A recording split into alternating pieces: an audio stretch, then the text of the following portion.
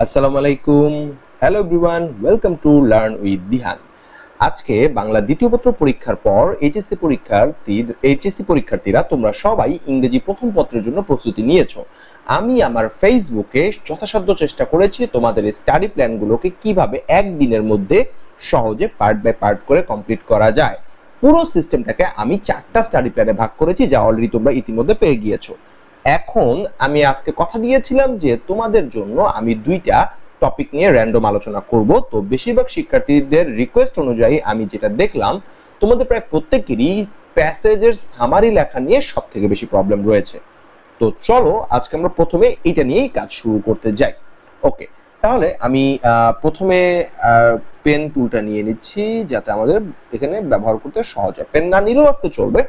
ওকে, আমরা এখানে আজকের যে ক্লাস আলোচনা করব সেটা হলো এইচএসসি প্যাসেজ সামারি লেখার সুন্দর এবং সহজ নিয়ম, পূর্ণ নম্বর পাওয়ার কৌশল। ওকে, তাহলে এইচএসসি প্যাসেজ সামারি লেখার সুন্দর ও সহজ নিয়ম, পূর্ণ নম্বর পাওয়ার কৌশল, আমরা আজকে এগুলো নিয়ে আলোচনা করব। সামারি বা সারাংশ লেখার উদ্দেশ্য, আমরা জানি যে সামারি মানে সারাংশ। সামারি বা সারাংশ লেখার উদ্দেশ্য হলো মূল প্যাসেজ বা অনুচ্ছেদটি সংক্ষেপে এমন ভাবে উপস্থাপন করা যাতে মূল বক্তব্যটি আমার স্পষ্টভাবে বজায় থাকে।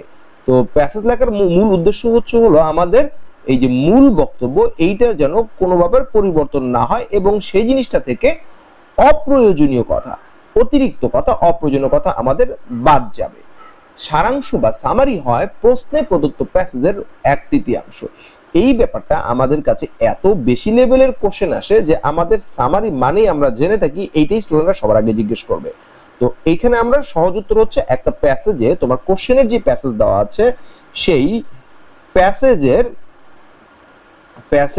এর 1/3, তার মানে তোমার পুরো কোশ্চেনের প্যাসেজটা যদি কোনোভাবে 180 ওয়ার্ডস এর হয়, তাহলে সেটার একটা সামারি যেটা তুমি তৈরি করবা সেটা অন অ্যান এভারেজ হলো 50 to 60 ওয়ার্ডস এর মধ্যে সামারিটা হতে হবে। তো চলো আমরা স্টেপ বাই স্টেপ সহজ নিয়মে সামারি করার প্যাটার্নগুলো একটু দেখে নিই, সহজ নিয়মগুলো দেখে নিই।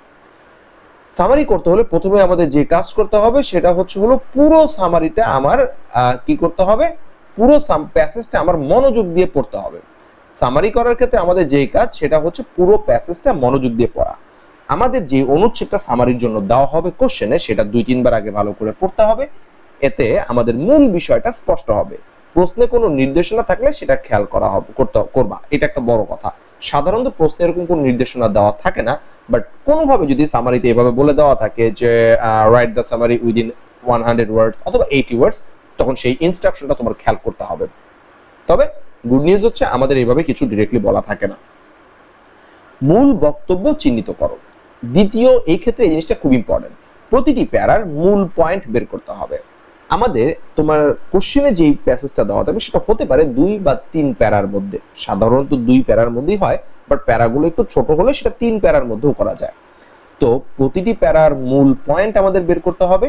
উদাহরণ, নাম, সংখ্যা, অতিরিক্ত তথ্য, এই জিনিসগুলো, স্পেসিফিক ইনফরমেশন গুলো আমরা বাদ দিব। কেননা সামারি আমরা একটা খুব সহজভাবে উপস্থাপন করার জন্য ব্যবহার করতেছি, এখানে স্পেসিফিক ইনফরমেশনটা কোনো কিছু ম্যাটার করে না, আমরা এগুলোকে এক্সক্লুড করব, বাদ দিব। কেবলমাত্র মূল আইডিয়াগুলোই আমরা নিব, ঠিক আছে? তো আমরা মূল বক্তব্য চিহ্নিত কিভাবে করব, প্রতিটি প্যারার মূল পয়েন্ট বের করতে হবে। উদাহরণ, নাম, সংখ্যা, অতিরিক্ত তথ্য, এই জিনিসগুলো আমাদের বাদ দিতে হবে। ইনফরমেশন গুলো, মূল যে থিম বা আইডিয়া, এগুলো আমাদের মার্ক আপ করতে হবে বা আন্ডারলাইন করে নিতে হবে। এইবার দেখো, আমি এখানে লিখে রাখছি যে নো কপি পেস্ট। এইটা সামারি লেখার ক্ষেত্রে তোমাদের সব থেকে বড় শত্রু হয়ে দাঁড়ায়। তোমরা কি করো, হুট করে একটা প্যাসেজ থেকে কয়েকটা লাইন তুলে সামারির আগে একটা রেডিমেড একটা কথা বসায় দাও, শেষে একটা রেডিমেড কথা দিয়ে ক্লোজিং করে দাও এবং ধারণা করো যে স্যারেরা সামারিতে খুব ভালো একটা মার্কস দেবে। কিন্তু অ্যাকচুয়ালি ব্যাপারটা তা নয়। সামারি তোমার সম্পূর্ণ নিজের ভাষায় লিখতে হবে, নিজের মতো করে লিখতে হবে। প্যাসেজের কোনো লাইন বা বাক্য হুবহু তুলে দিবে না, সেটা একটা লাইনও না। নিজের ভাষায় লিখবে যাতে শিক্ষক বুঝতে পারেন তুমি বিষয়টা বুঝেছো। এই ক্ষেত্রে আমি একটা টেকনিক বলে দিই, আমরা এই ক্ষেত্রে সিম্পল সেন্টেন্সের প্যাটার্নে করব। লাইক সাবজেক্ট থাকবে, ভার্ব থাকবে, আর একটা অবজেক্ট থাকবে। এইখানে আমরা একটু ভিডিওটা পজ হয়ে গিয়েছিল। তো আমরা এখানে যেটা বলছি যে আমাদের এখানে প্যাসেজে হুবহু লাইন তুলে দেওয়া যাবে না, সিম্পল সেন্টেন্সের প্যাটার্নে লিখতে হবে, অর্থাৎ সাবজেক্ট, ভার্ব এবং অবজেক্টের আকারেই লিখতে হবে। নিজের ভাষায় লিখবে যাতে শিক্ষক ব্যাপারটা বুঝতে পারে যেটা তোমার সম্পূর্ণ গ্রিপের মধ্যে রয়েছে। সিম্পল সেন্টেন্সের প্যাটার্নে যখন আমরা লিখবো তখন এই সেন্টেন্সটাতে আসলে কোনো কমপ্লেক্স যেমন WH ওয়ার্ড দিয়ে কোনো দুইটা আলাদা আলাদা ক্লজ একসাথে করা এরকম হবে না। যেমন আমেরিগোর প্যাসেজটা তোমাদের নিশ্চয়ই মনে আছে। তো Amerigo is a street child who lives alone on the street. এইখানে Amerigo is a street child who lives alone on the street, এই কথার মধ্যে ওই যে হু অংশটুকু ওইটা হবে না।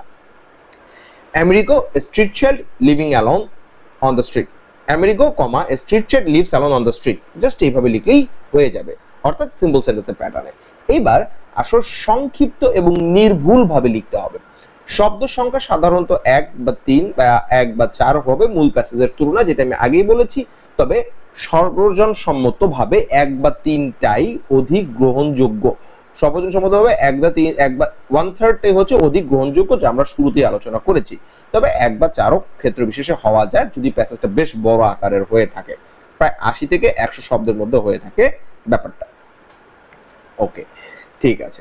এবার বাক্য হবে ছোট, স্পষ্ট এবং এর গ্রামার অবশ্যই আমাদের মাথায় রাখতে হবে। সামারি করার ক্ষেত্রে যেই ছোট পরিসরই হোক না কেন গ্রামারটাকে আমার অ্যাকুরেট রাখতে হবে, গ্রামারে ভুল করা যাবে না। গ্রামারে ভুল করলে সামারিতে মার্ক কিন্তু অনেক কমে আসে। ওকে, তারপর এবার আসি আমরা হচ্ছে একই অনুচ্ছেদে। আচ্ছা, একই অনুচ্ছেদে লিখতে হবে। তো আমরা যখন সামারি লিখবো তখন অবশ্যই আমাদের একটা সিঙ্গেল আর্টিকেলের মধ্যে প্যাসেজের প্যারার মধ্যে লিখতে হবে। পুরো সারাংশ হবে এক প্যারায় লিখতে হবে, নতুন প্যারা শুরু করা যাবে না। এটা আমরা সবাই জানি যে সামারি মূলত একটা প্যারার মধ্যে হয়, একের বেশি প্যারায় লেখা যায় না। থার্ড পারসন ব্যবহার করা, এইটা হয়তো আমাদের অনেকেরই আদতে জানা নাই বা কখনো আমরা ওইভাবে খেয়াল করি নাই। আমাদের সামারিতে হি, শি, ইট বা কারোর নাম, এনি নাও, যেমন রাজু, সাজু, স্যাম, এগুলো দিয়ে আমরা সামারি করতে পারবো। কখনোই আমরা ফার্স্ট পারসন, সেকেন্ড পারসন দিয়ে, ফার্স্ট বা সেকেন্ড পারসন দিয়ে আমরা কিন্তু সামারি করতে পারবো না। এটা কিন্তু আমাদের স্পষ্ট মাথায় রাখতে হবে। ফার্স্ট পারসন এবং সেকেন্ড পারসন যেমন আই, ইউ, এগুলো দিয়ে সামারি হয় না, সবসময় থার্ড পারসন দিয়ে করতে হয়। 7 নাম্বার, আমরা যখন সামারি করব তখন রিপ্রেজেন্টেশনটাকে সুন্দর করার উদ্দেশ্যে আমরা এই ফলোইং কিছু ফর্মুলা ব্যবহার করতে পারি, যদিও খুবই কমন একটা আইডিয়া, বাট ওভারঅল সামারিকে একটা ভালো একটা আউটলুক বা ইমপ্রেশন দেয়। দ্য প্যাসেজ ইজ অ্যাবাউট, যেমন আমরা যদি আমেরিগো নিয়ে বলি, the passage is about a street child named by Amerigo. Okay, the passage, secondly বলতে পারি the passage highlights the living the lifestyle of Amerigo who living alone on the streets. Okay, the writer discusses the lifestyle of a street boy named Amerigo. Othoba, the main idea of the passage is about a young boy, about a street child named Amerigo.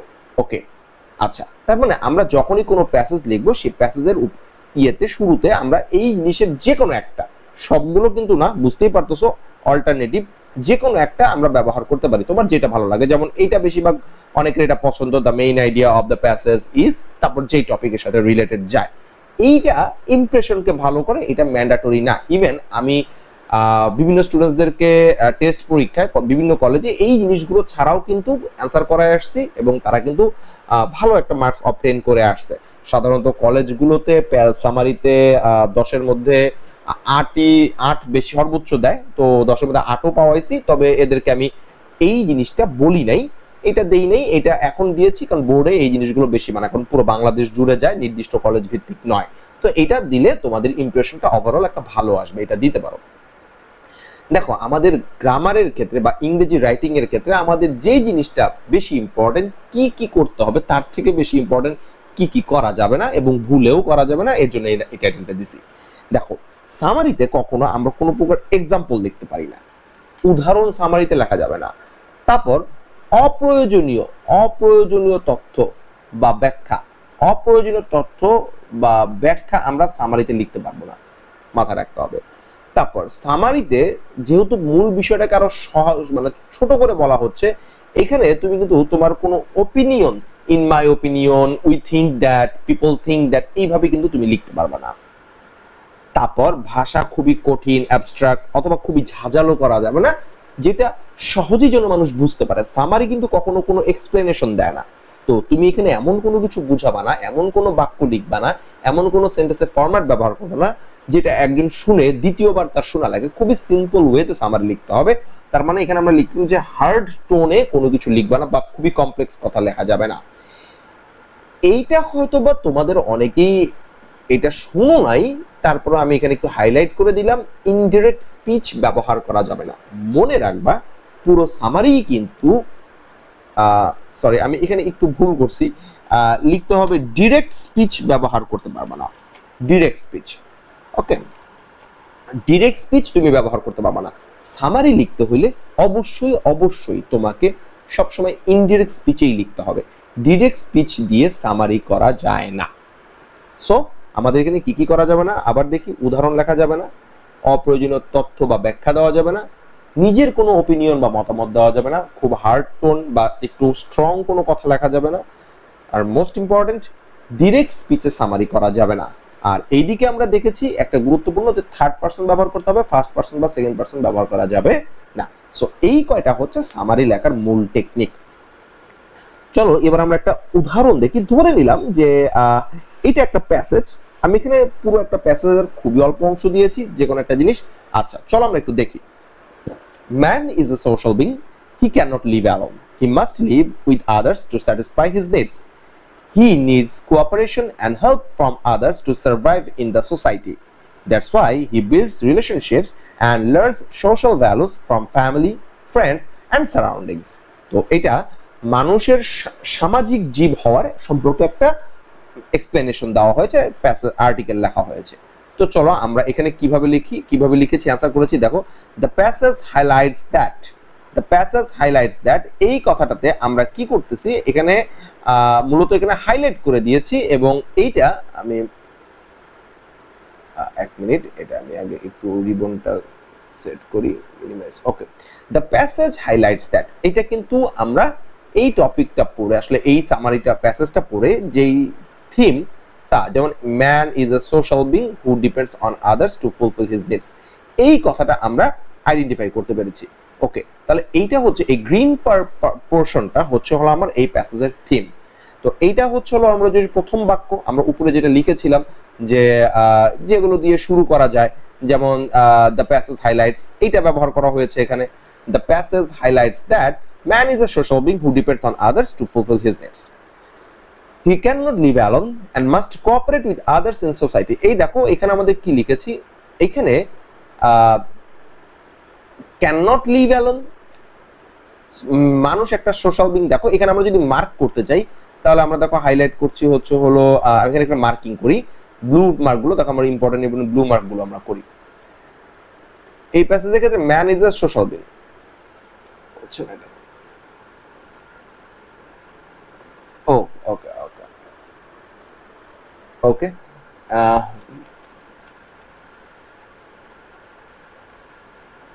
Man is a social being এইটা, তারপর হচ্ছে হলো can not live alone এইটা। আচ্ছা, তারপর হচ্ছে হলো এই যে leave with others to satisfy his needs, এটা কিন্তু একটা গুরুত্বপূর্ণ কথা। আমাদের এরকম করে আগে মার্ক আপ করে নিতে হবে যে কোনটা আমার প্যাসেজের মূল কথা। দেখো মানুষ সামাজিক জীব, একা বসবাস করতে পারে না, অন্যের সাথে থাকে, তার চাহিদাগুলো পূরণ করার জন্য তার সহযোগিতা প্রয়োজন এবং হেল্প প্রয়োজন। তো এটাও কিন্তু মূলত এটার সাথে যাচ্ছে। আচ্ছা, কেন প্রয়োজন? সার্ভাইভ করার জন্য, সমাজে টিকে থাকার জন্য। ওকে, এবং এর জন্য সে কি তৈরি করে? Builds relationships and learns social values. Okay, তাহলে এই যে মূল কথাগুলো, এগুলো চলো আমরা এখন সামারি আকারে ব্যবহার করি। The passage highlights that man is a social being, এইটা ব্যবহার করা হয়েছে। হু ডিপেন্ডস অন আদার্স, ওকে, এই দেখো leave with others to satisfy his needs, the leave with others to satisfy his needs, অন্যদের সাথে বসবাস করে নিজের চাহিদা পূরণ করার জন্য। এই কথাটাই লেখা হয়েছে who depends on others to fulfil his needs, এই কথাটাই একটু সিম্পল হতে সরল ভাবে লেখা হয়েছে। He can not live alone, দেখো এখানে ক্যান নট লিভ অ্যালোন এই কথাটা এখানে বলা হয়েছে, এই যেখানে আসছে, and must cooperate with others in society. এখন দেখো অ্যান্ড কোঅপারেশন অ্যান্ড হেল্প এই দুইটা মিলে আমরা ব্যবহার করেছি cooperate with others in society. তাহলে এখানে দেখো ক্যান নট লিভ অ্যালোন এইটা একটা ব্যবহার করা হয়েছে, তারপর must cooperate with others in society, must cooperate with others এইটা ব্যবহার করা হয়েছে। The man is a social being who depends on others to fulfil his needs এইটা ব্যবহার করা হয়েছে। Live with others to satisfy his needs okay. আর social being এটা সরাসরি এখানে ব্যবহার করা হয়েছে। কোঅপারেশন আর হেল্পের কথা ব্যবহার করা হয়েছে can not live alone and cooperate with others okay. He builds relationships and learns social values সে সম্পর্ক স্থাপন করে এবং সোশ্যাল সামাজিক মূল্যবোধ শেখে পরিবার থেকে, বন্ধু বান্ধব থেকে এবং পারিপার্শ্বিক থেকে, আশেপাশের সবকিছু থেকে। Through relationships he learns social values and lives a meaningful life. তাহলে দেখো সে রিলেশনশিপস তৈরি করে এবং রিলেশনশিপের মাধ্যমেই সে কি করে সামাজিক মূল্যবোধ শিখে। এই কথাটা আমরা মূলত through relationships he learns social values and lives a meaningful life এইটা জেনারেট করেছি। তাহলে এই কথাগুলোই আরো সরল করে এটা লেখা হয়েছে ওকে। এইখানে যেগুলো ব্যবহার করা হয়েছে এই কথাগুলোই দ্য প্যাসেজ হাইলাইটস, দেখ প্যাসেজটা হাইলাইটস করতেছে মানুষ একটা সামাজিক জীব, অন্যের উপর নির্ভর করে চাহিদা পূরণের জন্য, এটা এই কথাটা বলা হয়েছে। সে একা বসবাস করতে পারে না এটা এখানে বলা হয়েছে, এবং অপরের সহযোগিতা করে অন্যের সাথে সমাজে বসবাস করার ক্ষেত্রে, এটা এখানে বলা হয়েছে। এবং that's why he builds relationships and learns social values from family, friends and surroundings এই জন্যই সে সম্পর্ক স্থাপন করে। এই কথাগুলো সংক্ষেপে থ্রু রিলেশনশিপস সম্পর্কের মাধ্যমে সে সামাজিক মূল্যবোধ শিখে এবং একটা অর্থপূর্ণ জীবনযাপন করে। এই যে এই অর্থপূর্ণ জীবনযাপন করাটাই মূলত বোঝাচ্ছে ফ্যামিলি, ফ্রেন্ডস অ্যান্ড সারাউন্ডিংস, এই জিনিসটাকে রিলেট করা হয়েছে যে মিনিংফুল অর্থপূর্ণ জীবনের মধ্যে পরিবার থাকবে, বন্ধু বান্ধব এবং পারিপার্শ্বিক সবকিছু থাকবে। তো এটা আমরা এখান থেকে এটাকে শর্ট করে নিয়ে আসা হয়েছে মিনিংফুল লাইফকে। তো এইটাই হচ্ছে মূলত সামারি। তো আজকে আমরা সামারি লেখার ক্ষেত্রে কিছু টিপস শিখবো, পূর্ণ নম্বর পাওয়ার জন্য কিছু টিপস নিয়ে নেব। দেখো আমাদের সামারির ক্ষেত্রে তোমার মূল বক্তব্য বুঝে লিখতে হবে, এটার কোনো বিকল্প নেই। ইংরেজিতে সহজ এবং নির্ভুল বাক্য ব্যবহার করতে হবে। আমরা এখানে কোনো জটিল কোনো কথা, জটিল কোনো বাক্য, এবং যে বাক্য লিখতে গেলে আমাদের গ্রামাটিক্যাল মিস্টেক হতে পারে, তারপর হচ্ছে প্রোনাউন্সিয়েশন মিস্টেক হতে পারে, এগুলো আমরা এড়িয়ে চলবো, অ্যাভয়েড করব। প্রশ্ন যদি বলা থাকে ইন অ্যাবাউট 100 ওয়ার্ডস তাহলে সেটাই মানবা, যদি বলা না থাকে তাহলে তুমি তোমার মতো ওই যে 1/3 বা 1/4 করে লিখবা। আর অত্যন্ত গুরুত্বপূর্ণ বিষয়, সামারি যেহেতু ছোটখাটোর মতো 10টা মার্ক ডিপেন্ড করতেছে, এখানে খাতায় অবশ্যই তোমাকে খুব নিট অ্যান্ড ক্লিন এবং গোছানো ভাবে লিখতে হবে। এইটা তোমাকে কমপ্লিটলি একটা ইমপ্রেশন তৈরি করে দেবে যা টিচারকে ভালো মার্ক দিতে ইন্সপায়ার করবে। সো আজকে এই সামারি ক্লাস এতটুকুই। ইনশাল্লাহ আমরা এর পরের স্লটে আরেকটা টপিক নিয়ে, যেটা সর্বোচ্চ স্টুডেন্টসরা চেয়েছে, সেটা নিয়ে আলোচনা করব। এই ভিডিওটা এতটুকুই, ধন্যবাদ।